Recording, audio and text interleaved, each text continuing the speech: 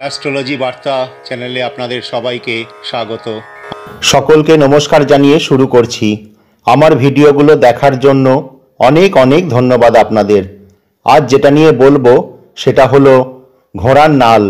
আমরা অনেকেই জানি ঘোড়ার নাল খুবই উপকারী, কিন্তু কিভাবে ঘোড়ার নালের জন্য আমরা উপকৃত হই সেটাই আজ আমি আপনাদের বলবো। আমরা জীবনে যা কিছু কাজ করি সেগুলো থেকে ভালো কিছু পাওয়ার আশা করি সব সময়। সেগুলো যাতে সব সময় পজিটিভ হয় সেই চিন্তাই করি। সব সময় ভাবি সেই কাজটা যেন শুভ হয়, সেই কাজটা যেন সঠিকভাবে সম্পন্ন হয়।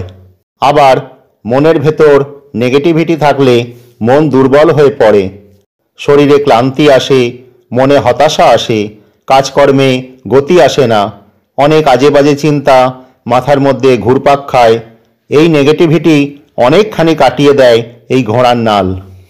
বাড়ির প্রধান দরজার ওপর ঘোড়ার নাল লাগানো অত্যন্ত শুভ, কিন্তু এটা অনেক মানুষের কাছে নিছক কুসংস্কার, আবার অন্যজনের কাছে এটা খুবই পবিত্র। আর এই জায়গায় লাগানোর কারণ কি? জ্যোতিষশাস্ত্রে ঘোড়ার নালের অনেক মাহাত্ম্য আছে। জ্যোতিষশাস্ত্রে লোহাকে শনির ধাতু বলা হয়, তাই শনির কুদৃষ্টি এড়াতে অনেকেই ঘোড়ার নালের আংটি ব্যবহার করেন। পরিশ্রম করা সত্ত্বেও ব্যবসায় উন্নতি নেই, চাকরির যোগ সব নষ্ট হয়ে যাচ্ছে, একটা নালের আংটি ধারণ করুন। অবশ্যই সেটা শোধন করিয়ে নেবেন। দোকানে ক্যাশবাক্সের ভেতর একটা ঘোড়ার নাল রেখে দিন। সকাল সন্ধ্যা ক্যাশবাক্সের ভেতর ধূপ দেখাবেন, একটু ফুল দেবেন, গঙ্গা জল দেবেন, উন্নতি হবেই আগের থেকে।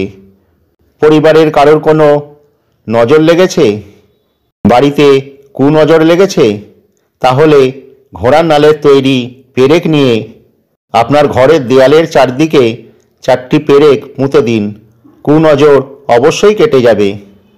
পরিবারের কেউ দীর্ঘদিন ধরে অসুস্থ হয়ে পড়েছেন, ঘোড়ার নাল তার বিছানার মাথার দিকে গদির মধ্যে রেখে দিন। শনিদেবকে পুজো দেবেন। দীর্ঘদিনের অসুস্থতার হাত থেকে অবশ্যই রেহাই মিলবে। পরিবারের বাইরে কারোর কুনজর লেগেছে, প্রতিবেশী সঙ্গে আপনার অশান্তি চলছে, তাহলে বাড়ির প্রধান দরজার মাথার উপরে ঘোড়ার নাল লাগিয়ে রাখুন। এটা অত্যন্ত শুভ, কারণ বাড়ির নেগেটিভ এনার্জি ঘরে প্রবেশ করতে দেয় না। ঘোড়া তারুণ্যের প্রতীক, যৌবনের প্রতীক, পজিটিভিটির প্রতীক, আনুগত্যের প্রতীক। তাই তান্ত্রিকরা এই ঘোড়ার নাল দিয়ে অনেক ধরনের কাজ করে থাকেন।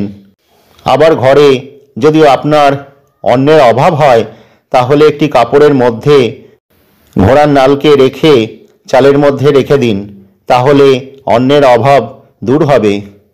শনির দশা, শনির সাড়ে সাতি, নিচস্থ শনি থেকে মুক্তির জন্য এর অনেক ব্যবহার।